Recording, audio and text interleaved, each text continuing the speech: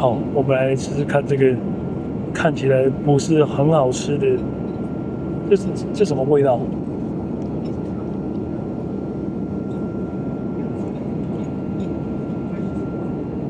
像是咖喱鸡，印度味的咖喱鸡。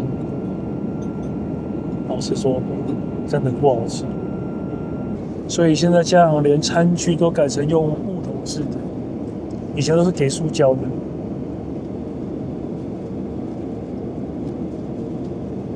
面包硬到不行。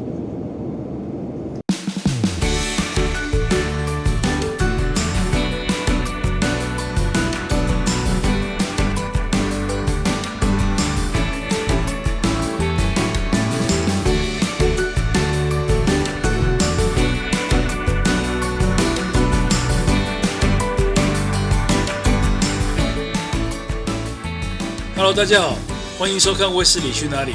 在这一集的节目开始之前，提醒您别忘了点选一下订阅的按钮，并开启小铃铛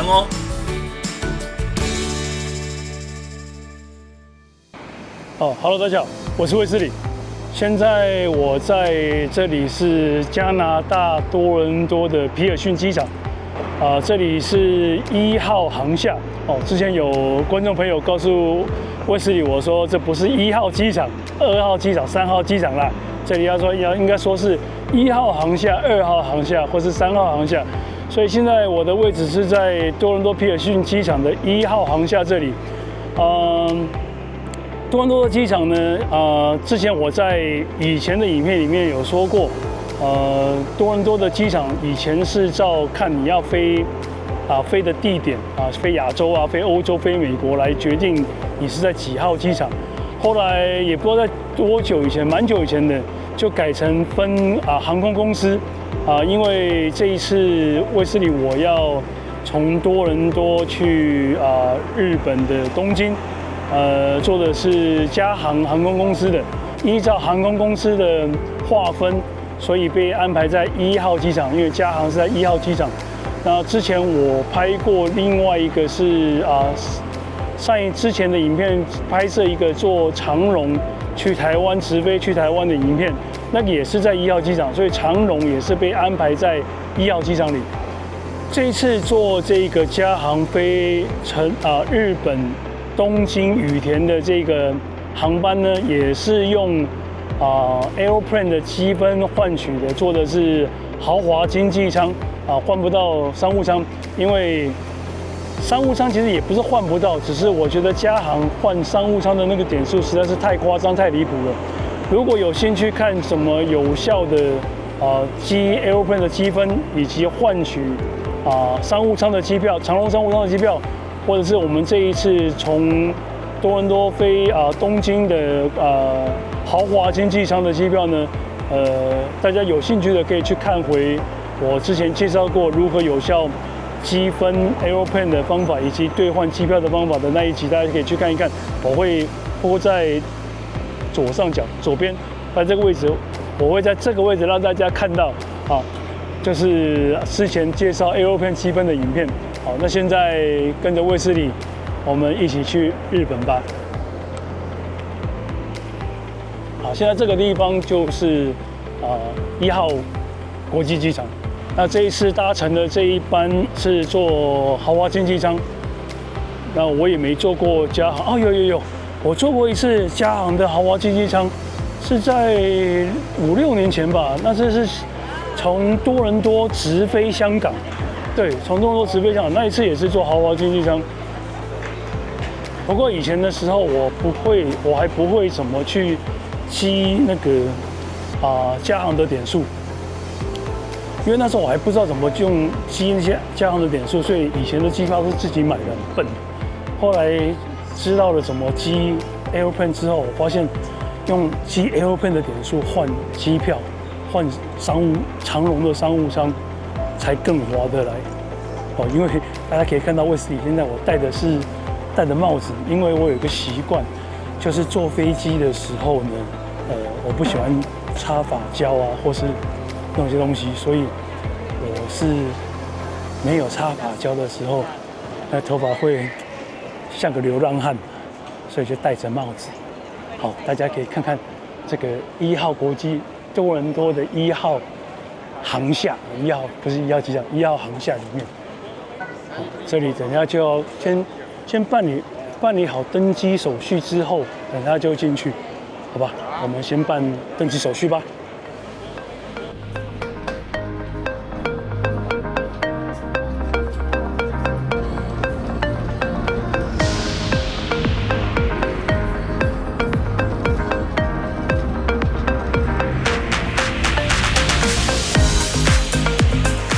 现在这里是机场已经过了关的时候的里面。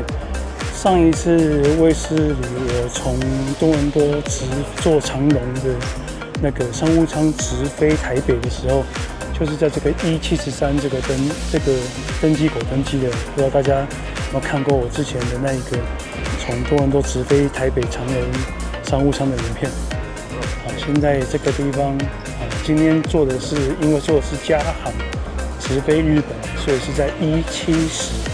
等一下我们就会去登机口，这地方有个food court可以买点东西吃，坐着等登机时间到再去登机口，好吧？卫斯理我要吃饭了，等一下见喽。这个是上去那个贵宾室上一次在坐长荣商务舱的时候的影片里面就有拍过，从这个地方进去就是到加航跟这个18A 和的那个贵宾室。不过因为这次搭乘的这一个是豪华经济舱，豪华经济舱是不包这个贵宾室使用的。不过我也对那个贵宾室没什么兴趣，吃东西也不是很特别。其实就算你不坐商务舱，你只是坐经济舱的朋友们，你也可以自己付钱进这个 lounge 这个贵宾室里面，只是我是觉得划不来，好像一个人是45块是35块吧，我觉得还不值那个价钱，35块45块里面可以吃很好的buffet了。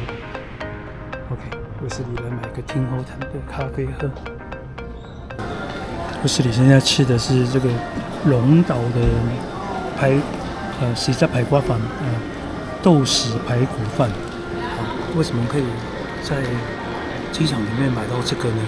其实我不是在机场里面买的，我是在多伦多市区以后买了以后带到机场里面来的。很多人觉得很奇怪，怎么可以带食物进来？当然可以，只是不能够带水或者是尖锐的违禁品，可是食物是可以带进来的哦。我们准备要登机了，现在这个是空桥。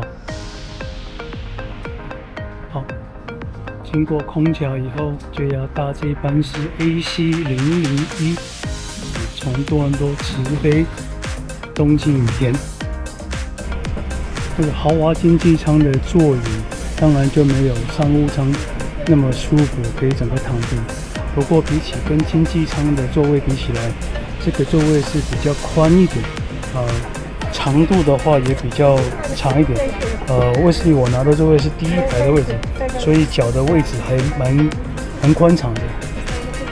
因为现在坐的是第一排的位置，所以呢前面变成没有那个萤幕，那它的萤幕呢就会在左边这个扶手里面，然后按下这个钮，它就弹起来，这就是你自己的个人的萤幕了。有好处有坏处。好处呢就是这里的空间会比较大，人家可以整个躺下来这样子睡觉，因为毕竟长途飞机嘛，所以如果这样躺下来这样睡觉的话，应该会比坐后面的位置舒服。可是坏处呢，就是因为你没有萤幕，就变成要自己独立这种萤幕。因为在飞机在起飞跟降落的时候，他们会要求你把这个萤幕收起来，就变成你没有办法继续看你的电影或者是看地图。不过好处就是这个前面没有座位，所以你的脚的空间会比较大。好吧，我们现在等这个飞机1点半起飞，从多伦多 YYZ 前往日本东京的羽田机场海内来。OK， 我们东京见吧。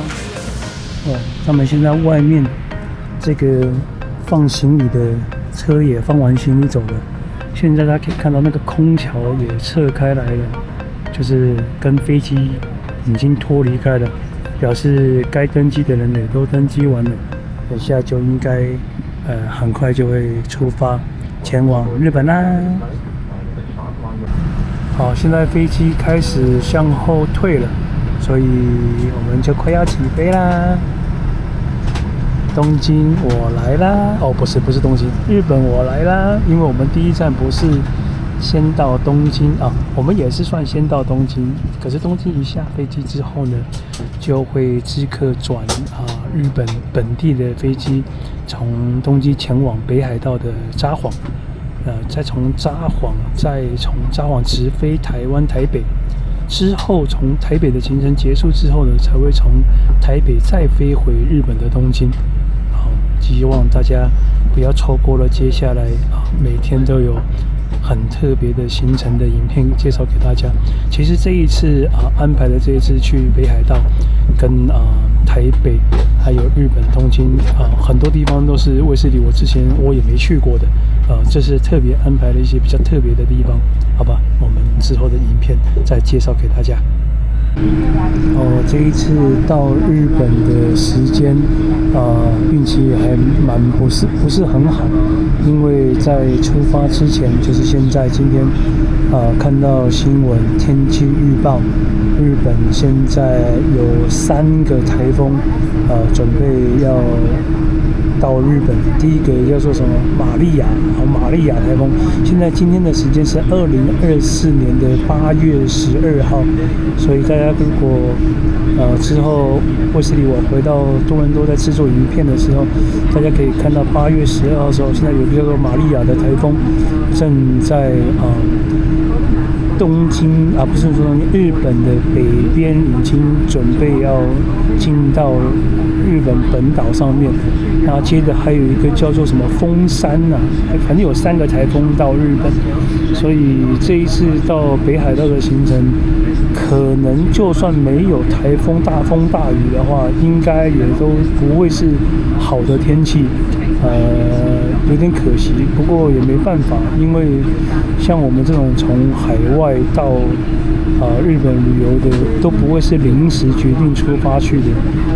卫视里我们这一次的行程，我已经也计划了7、8个月的，所以之前已经订好的飞机的，就是这次的旅行，所以也不可能更改。尤其台风这种东西，不会是几个月前就预报告诉你的。像卫视里我知道有这个台风的时候，已经也是4天前的时候，那已经也来不及更改你的行程或更改你的饭店，所以也只能硬着头皮去的。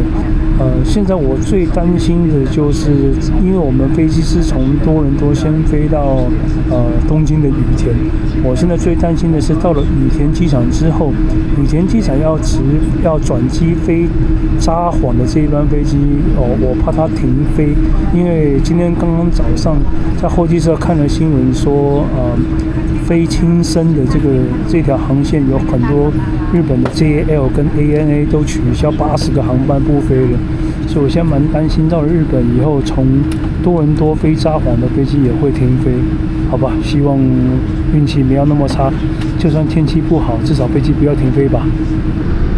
好，现在飞机的引擎声越来越大声了，我们出发去日本喽！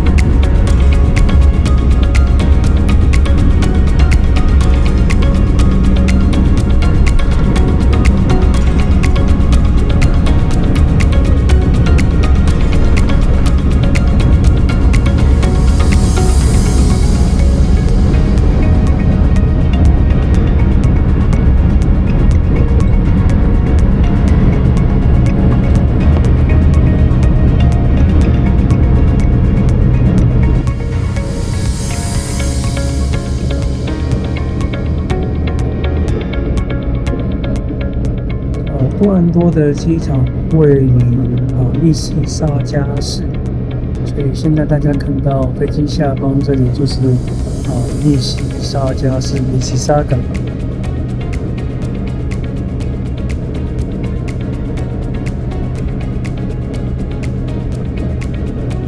好吧，我们东京见喽。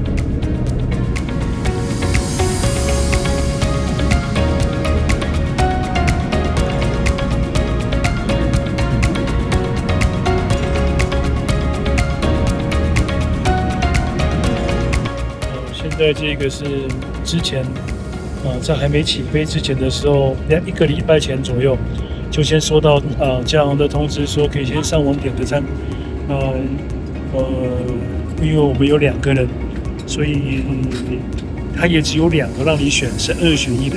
一个是鱼的餐，就是现在它就是鱼的餐。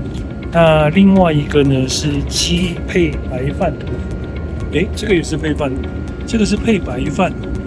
那这个是鸡的配的是炒饭。不过老实说，我觉得卖相就不是很好吃的感觉。然后还有一个很干到不能再干的沙拉，然后跟一块这个应该是肉桂味道的蛋糕吧。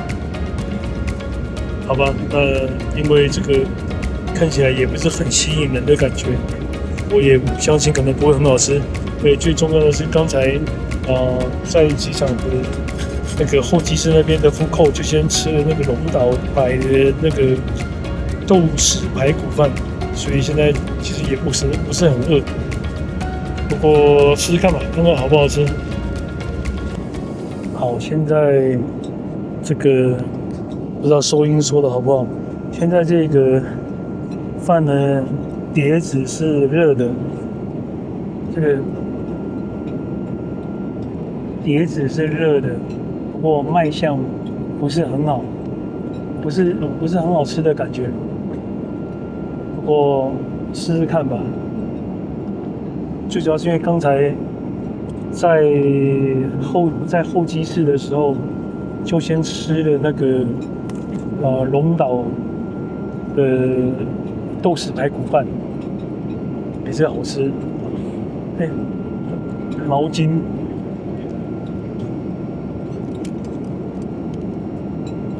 餐具是铁质的，而不是给你经济舱那种塑胶，感觉好像比较高级，不过还不是一样。然后有一块餐巾布，这样子就不会弄脏。不行哦，这样子会挡住我的麦克风，这样子吧。好，我们来试试看这个看起来不是很好吃的，这什么味道？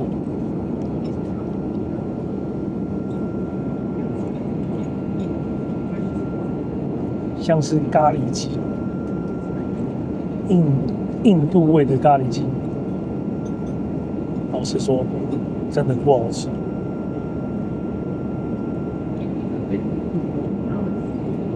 这个跟上一次做这个长荣的商务舱从多伦多飞台北一样是空厨做的，为什么这个可以那么难吃啊？超难吃的啦！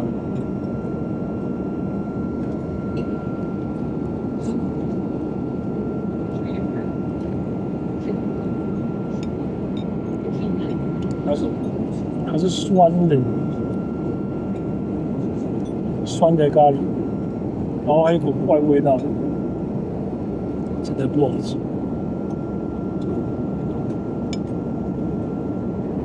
真的不好吃，我们等下一餐吧。现在中途还发了一个像饼一样的东西，是冰的、冷的，不是很好吃，不过比刚才那个正餐好吃。这次这个加航的这一班飞机上面所有的餐点，我觉得真的是烂透了。希望赶快到日本可以吃其他东西。好，现在距离到东京还差不多有2个小时的左右就要到东京了。那现在是吃早餐的，应该算是早餐，吃早餐的时间。我拿相机、拿手机拍这个早餐。早餐有2种，一种是鸡蛋，然后另外一个是炒面。那现在这个是鸡蛋的早餐，看起来也不是很好吃的感觉。另外一种呢是炒面，炒面看起来还不错，不过这2个看起来都不怎么样。也不知道为什么加拿大的空厨呢，就真的做东西不是做得很好。不过还好，我们是去日本，有很多好吃的东西可以吃。这个面包都是冷的。之前或是我们上一次坐那个长荣的商务舱到台北的时候，那面包是热的，还有热的croissant，现在面包冷的。没办法，这个现在坐的这一次这个豪华经济舱，吃的也不怎么样，也不是很好吃。现在到处都不希望使用塑胶类的制品，所以现在家长连餐具都改成用木头制的，以前都是给塑胶的。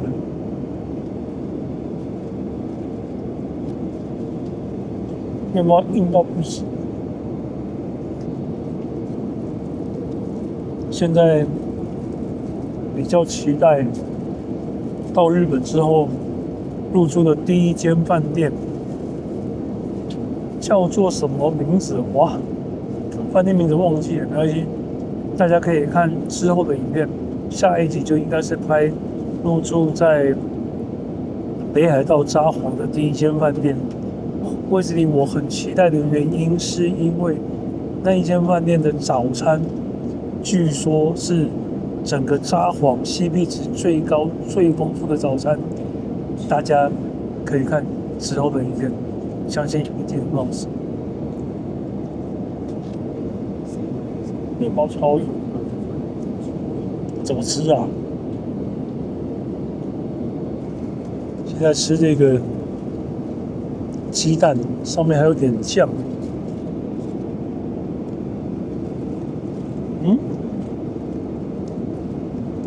不好吃，可是不难吃，还可以接受。也不知道是不是肚子饿了，因为刚才上一个正餐的时候，那个鱼还有那个咖喱鸡啊，哇，难吃到我根本没吃，就叫他收走。所以可能现在因为肚子饿了，觉得这还不错，至少还能吃。好，我们来试试看这个炒面。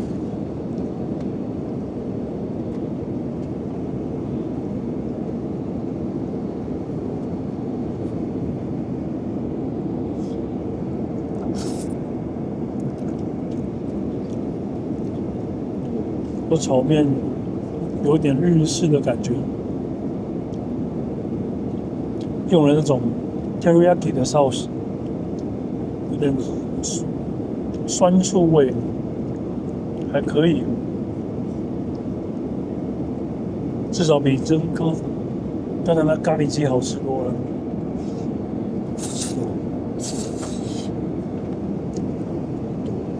我也不是很好吃。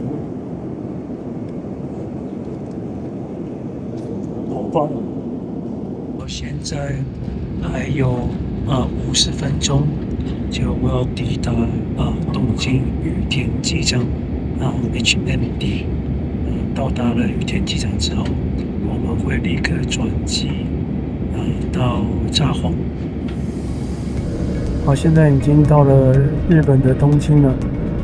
因为有台风的原因吧，所以现在天空望到地面的可见度不是很好，不过至少没有大风大雨的。希望等下到了羽田机场再转机去北海道的班机不会有问题。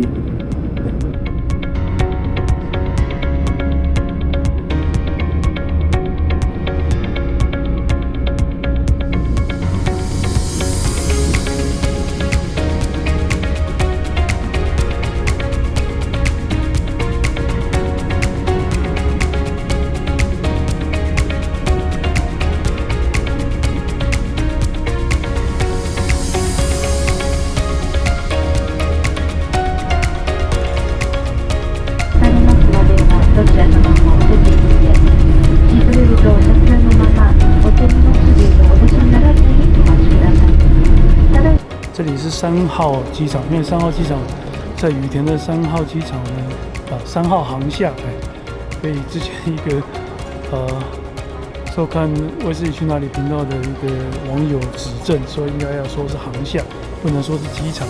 不过我已经习惯讲第3机场、第2机场、第1机场，没关系啊，大家反正听得懂就好了。所以现在这个地方是第3航厦，是一个国际线航厦，所以现在等一下要先把行李先取出来以后，再去到那国内线的地方重新再寄行李进去，然后去搭乘那个免费的 shuttle bus， 就是接驳巴士，接驳巴士从3号机场再到1号机场搭乘飞往札幌的班机。好，我们现在去取行李吧，因为要从3号航厦的这个羽田机场的国际线3号航厦，现在我们要改到2号航厦。刚才忘了拍，在3号航厦这里可以先把行李直接就先在寄关了，然后现在准备搭乘这个免费的接驳巴士，从3号航厦去那个2号航厦 Terminal 2，从这个地方坐电梯直接到楼下去坐接驳巴士。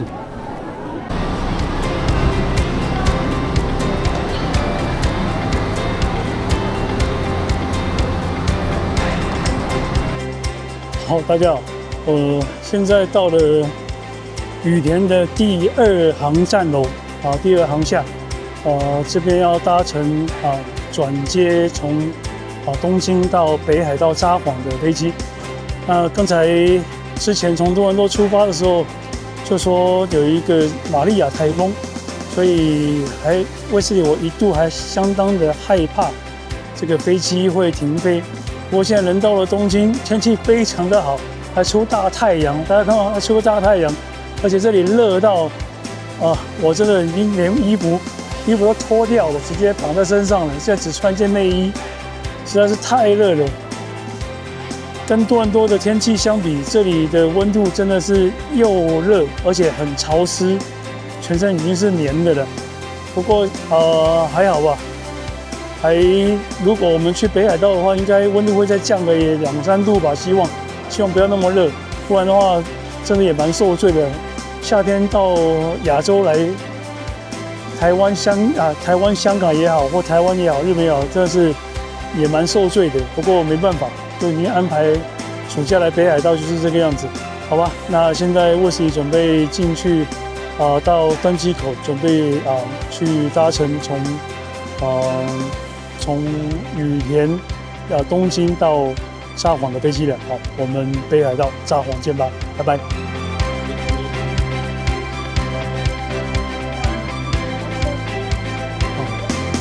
现在到2楼，国内线出发，就是到2楼去搭转机的飞机。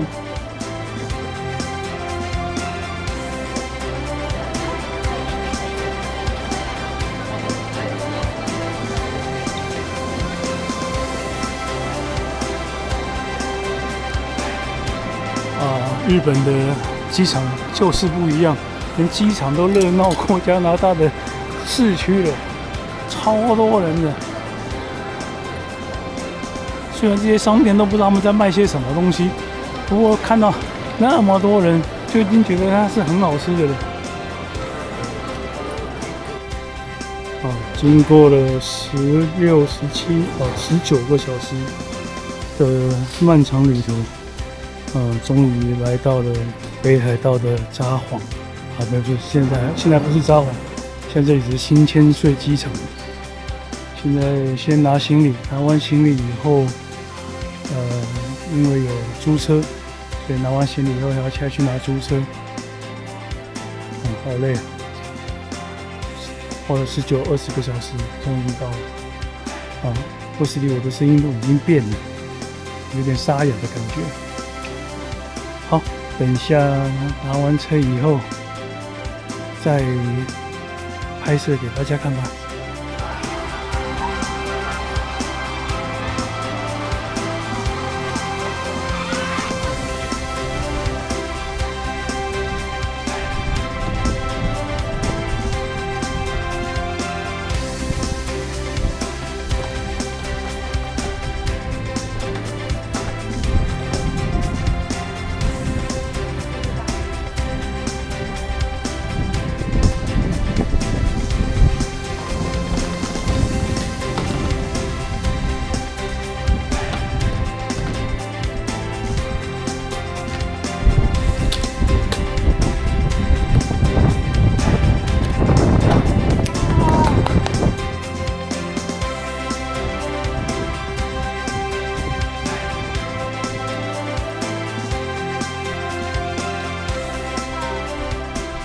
谢谢大家看完今天这一集的影片。接下来在北海道我安排了7天6夜的行程，相信之后的影片会更加的精彩。大家不要错过了接下来的影片。那我们就下一集再见，北海道行程开始咯。